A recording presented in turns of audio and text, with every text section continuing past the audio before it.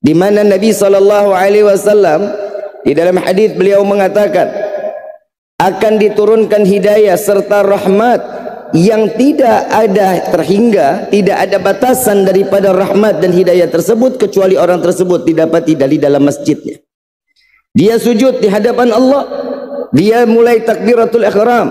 Di situ Allah telah memberikan kewenangan kepada malaikat untuk siapa-siapa orang yang memakmurkan rumahnya Allah, Allah berikan mereka taufik, hidayah, Allah makmurkan rezekinya, Allah berikan keberkahan umurnya, Allah berikan semua yang dibutuhkan di dalam keduniawian ini. Nabi SAW banyak mengajarkan kita, dan Nabi juga memberikan satu peringatan kepada kita. Barang siapa yang diberikan tempat yang begitu indah di akhir zaman, datangnya pada umatku, kata Rasul SAW, salah satunya ada masjid indah, masjid bagus, tapi tidak Allah turunkan hidayah di dalamnya. Siapa mereka? Mereka yang tidak pernah memakmurkan masjidnya, mereka yang tidak pernah lagi meneteskan air mata di dalam tahajudnya, mereka tidak lagi membaca qiraatul Quran, tidak membaca Al-Quran di dalam masjidnya, mereka yang tidak bersilaturahmi yang berada di dalam masjidnya, mereka itulah masjid tersebut yang tidak diturunkan hidayah oleh Allah. Na'udzubillahi min zalik. Tapi kita beruntung, di malam ini Allah berikan izin kepada kita untuk menuntut ilmunya Allah, menuntut ilmunya Nabi Muhammad SAW. Lalu di sini akan mendapatkan banyak keberkahan di dalamnya. Orang yang menuntut ilmu, setiap langkah dia keluar dari rumah sampai ke majlisnya, semua dosa kecil maupun besarnya diampuni oleh Allah. Pulang dari tempat ini, dari majlis ilmu, apalagi kita berada di dalam rumahnya Allah, satu persatu Allah turunkan ribuan malaikat untuk beristighfar kepada Allah agar dosa orang tersebut diampuni oleh Allah. Habib, memang ada betapa beruntung sih orang yang hidupnya di majlis. Al-Habib Abdullah bin Husain bin Tahir, di zaman dahulu beliau adalah seorang wali min awliyaillah. Di dalam manaqibnya, salah satu serahnya, beliau seorang ulama besar yang santrinya ribuan, yang saat beliau memberikan ilmu tidak memakai mikrofon. Muridnya ribuan dengan bahasa lantang, tapi satu persatu apa yang dibicarakan masuk ke dalam hatinya. Bukan masuk di akalnya, tapi masuk ke dalam hatinya. Lalu ada satu tetangga beliau, orangnya nggak pernah ibadah, nggak dekat ulama, jauh dari kata orang yang taat, hidupnya maksiat, main judi, ahli zina, tukang mabuk. Tapi di hari tersebut beliau datang ke majlisnya Habib Abdullah bin Husain bin Tahir semata bukan hanya menuntut ilmu, ingin menagih utang. Insya Allah di sini nggak ada yang niatnya seperti itu. Datang ke sini cuma mau nagih utang, mudah-mudahan nggak ada ya. Insya Allah, amin, Allahumma amin. Beliau datang ingin menagih utang dengan niat yang sangat dimurkai oleh Allah. Jika dia datang, ditagih, dia bayar, selamat. Kalau ditagih dia nggak bayar, akan dibunuh oleh orang tersebut. Ini niatnya, bengisnya luar biasa. Sampai taklimnya selesai, orang yang dinanti nggak ketemu. Lalu saat beliau sampai ke dalam rumah, keluarganya histeris, nangis luar biasa. Tetangganya tersebut bingung ada apa di dalam rumah si ahli maksiat. Kalau kita bilang ini jagoannya bukan main. Begitu datang ke rumahnya, Ustadz tolongin orang tua saya bingung kenapa tiba-tiba dia menggelar sejadah, dia sujud kepada Allah katanya. Lalu orang tersebut, si Ustadz ini tanya, wahai Tuhan, apa yang membuat Tuhan seperti ini? Wahai Ustadz, tolong bimbing saya untuk bertaubat kepada Allah. Ini Ustadz bingung, tiba-tiba dia sujud, dia minta taubat. Cuman datang ke majlis ta'lim baru hari itu dengan niat untuk menagih utang, bukan untuk menuntut ilmunya Allah. Tatkala di saat itu Ustadz ini bingung untuk apa dia bisa menyampaikan kepada orang tersebut, beliau datang kepada gurunya Habib Abdullah bin Husain bin Tahir. Tatkala beliau datang, wahai guruku, wahai syekh, wahai Habib, bukankah engkau mengetahui wahai guruku, ada kita punya tetangga orangnya ahli maksiat? Ya, aku mendengar saat ini beliau dalam keadaan sujud kepada Allah, beliau taubat kepada Allah. Ini taubatnya di dalam rumah Habib Abdullah bin Husain sudah tahu. Beliau mengatakan, apa yang terjadi kepadanya tatkala dia masuk ke dalam majlisku. Aku melihat Allah turunkan rahmat di dalam hatinya sehingga aku mengangkat dua belah tangan agar Allah berikan hidayah kepadanya. Rahmat Allah diturunkan di dalam majlis ilmu. Rahmat Allah diturunkan di dalam rumahnya Allah. Dengan setiap ibadah yang kita lakukan, dengan setiap hati yang kembali kepada Allah, maka rahmat itu akan masuk ke dalam hatinya. Tatkala di saat itu Allah berikan hidayah sehingga dia mau bertaubat kepada Allah. Hanya belajar ibadah cuma 3 hari, kembali kepada Allah dalam keadaan husnul khatimah. Ini orang ahli maksiat, ibadahnya cuma 3 hari. Begitu dia sujud, selesai sujud gak bangun lagi, matinya dalam keadaan beribadah kepada Allah. Jadi jangan pernah melihat seseorang itu dari bagaimana penampilannya. Jangan pernah memandang seseorang itu dilihat dari mana pakaiannya. Nabi SAW mengatakan at-taqwa hahuna. Takwa itu adanya di sini, bukan di ujung mata. At-taqwa hahuna, takwa itu adanya di sini. Sampai Nabi mengatakan di sini, di sini, di sini, sampai 3 kali Nabi SAW mengatakan. Bib, tanda-tanda orang yang bertakwa yang bagaimana? Orang yang mau nuntut ilmu, itu orang yang bertakwa. Orang yang bagaimana lagi, Bib? Orang yang mau subuh-subuh keluar dari rumahnya, jalan ke masjid, ini orang yang bertakwa. Ini masalah sholat subuh, sholat di masjid. Imam Syafi'i bahasanya memang keras luar biasa. Ini buat ibu-ibu nih, ibu. Bu, ibu dengar saya ngomong, dengar bu. Kata Imam Syafi'i, ibu, kalau ada laki-laki yang sholat subuhnya di rumah, suruh ganti pakaiannya dengan pakaian wanita. Paham ya bu ya? Ini bukan Rifki yang ngomong bu. Yang ngomong siapa? Imam Syafi'i yang bicara. Jadi kalau besok, kan hari Senin ini, besok hari Senin ya. Kalau besok bapak mau berangkat kerja, sholat subuhnya dia nggak di masjid, suruh ganti pakai rok bu. Minimal pakai daster nggak apa-apa lah. Bapak mau kerja, iya pakai dasternya pak. Laki-laki dibuat kerasnya seperti ini. Kenapa? Allah memerintahkan untuk setiap laki-laki ridha keluar dari rumahnya untuk beribadah bersama di dalam rumahnya Allah. Yang perempuan paling bagus ibadahnya di mana, Bib? Di dalam kamarnya. Nabi mengatakan, ya Rasulullah, kalau perempuan boleh nggak sholatnya di luar? Sebaik-baiknya wanita, seorang istri adalah yang sholatnya di dalam rumah. Ada lagi yang lebih baik? Ada, kata Nabi. Siapa dia? Perempuan yang sholatnya berada di dalam kamar. Ini yang paling baik. Kalau sekarang kan enggak, perempuan paling getol masuk ke masjid. Keluar yang laki-lakinya malah terbalik. Dunia sudah terbalik. Istrinya istri soleh, suaminya solehah. Ini dunia udah terakhir zaman ini. Orang yang gembor ingin sering majlis ke majlis, masjid ke masjid. Perempuan, kenapa? Yang pertama punya seragam baru. Betul bu ya. Kalau laki-laki mana seragamnya? Nggak ada seragamnya. Panitia tuh juga modalnya cuman ada beberapa, palingan 10 baju, itu udah panitia termasuk. Ini yang diajarkan oleh Rasul SAW. Maka manfaatkan. Ini dalam yang kita tahu di sini penyelenggaranya. Ayo cinta masjid. Masjid itu tempat salah satu di mana hamba yang menangis dan tangisannya dipandang oleh Allah. Orang yang meminta, yang permohonannya dilihat oleh Allah. Kalau kita di rumah ini kan kadang sholat ya Allah, Allahu Akbar, khusyuknya kurang, kan begitu? Kenapa khusyuknya kurang? Kadang kalau udah ngedengar suara istri, ya ngomongin uang lagi deh. Lagi sholat aja masih ngingetin itu. Kadang manusia khusyuknya suka nggak ada. Ya minimal kita sholat memang nggak pernah khusyuk lah. Tapi Nabi SAW mengatakan, bukan hanya sekedar khusyuk yang dari rakaat pertama sampai akhir itu khusyuk, bukan.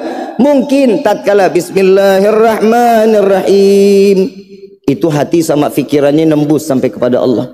Itu bisa digolongan orang yang khusyuk.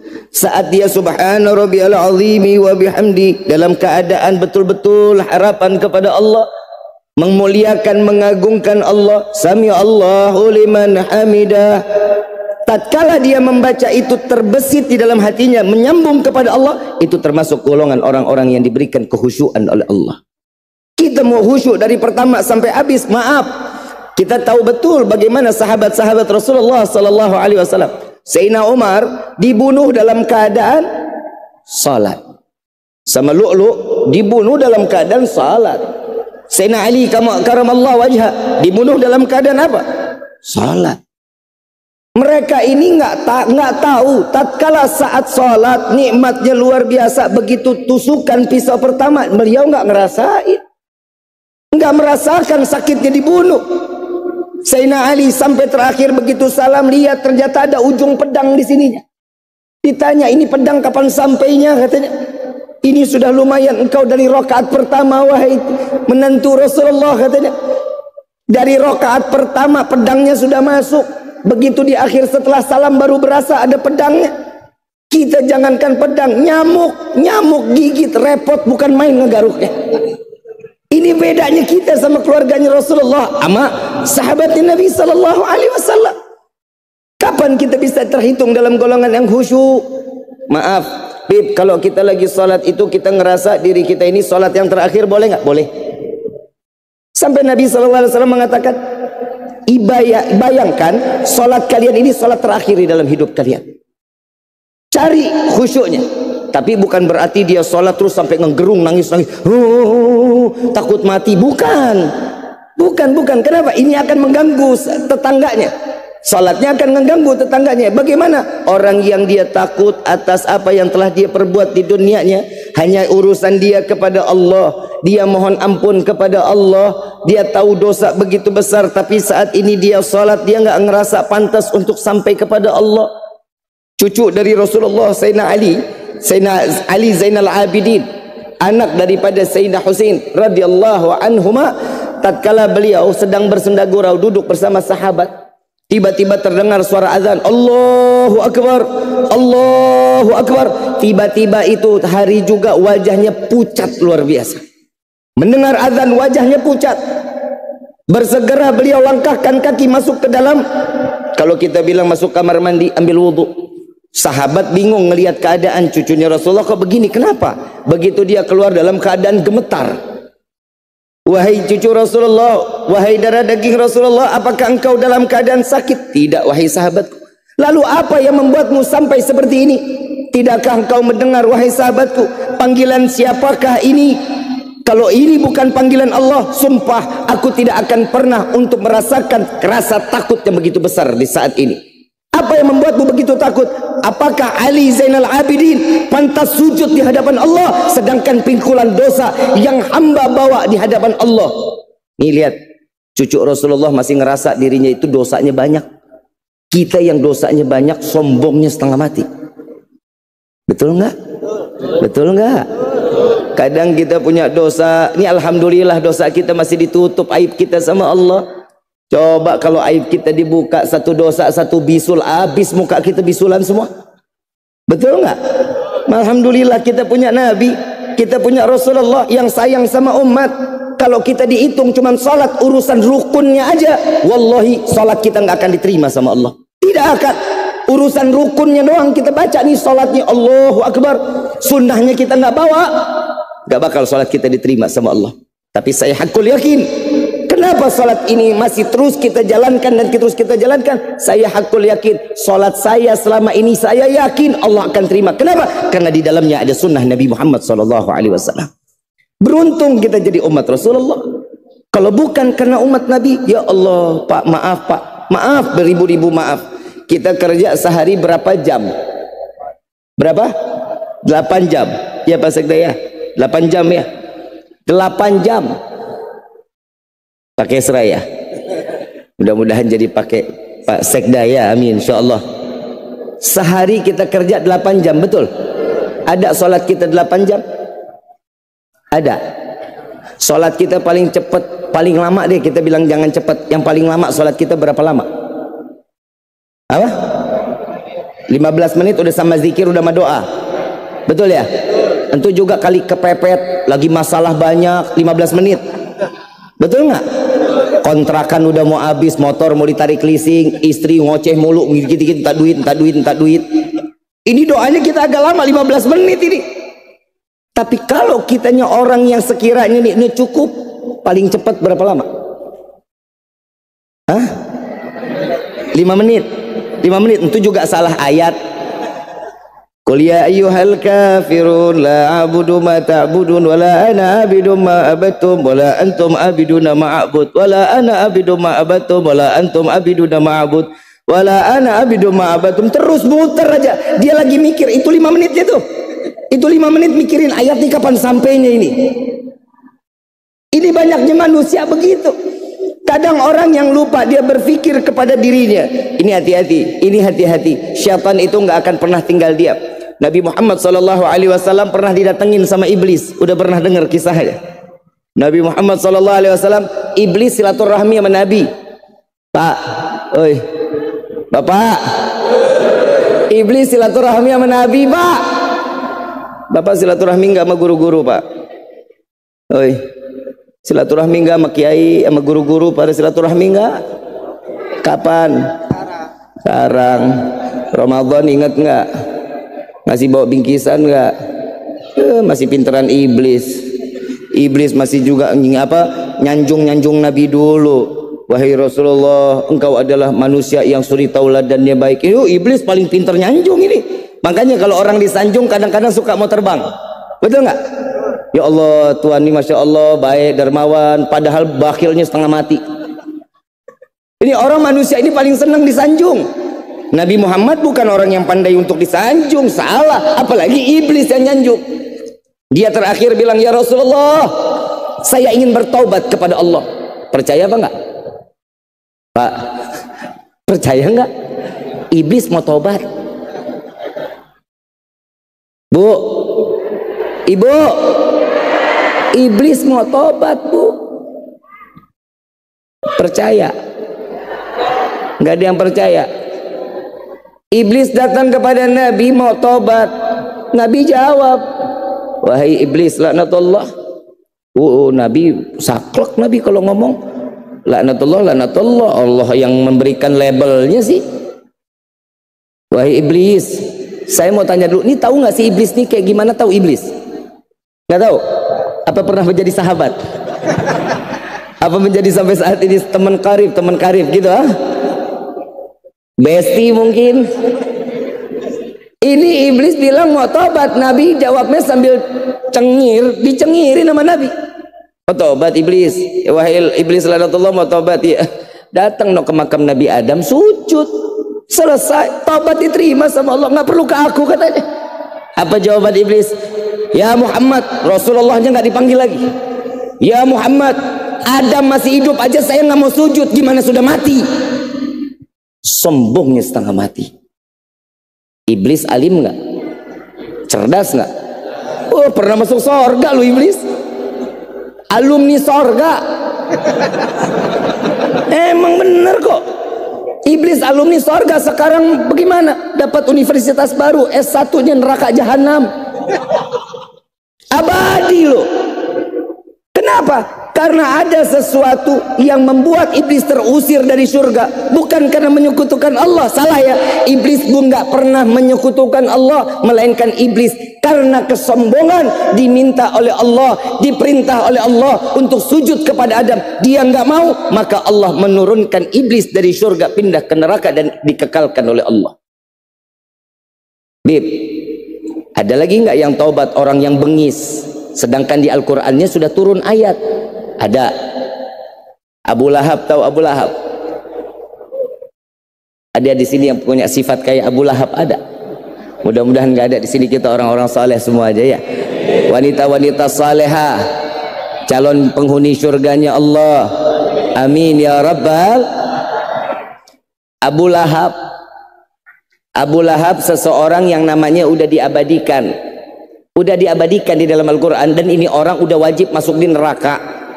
Di dalam kubur digebugin udah pasti.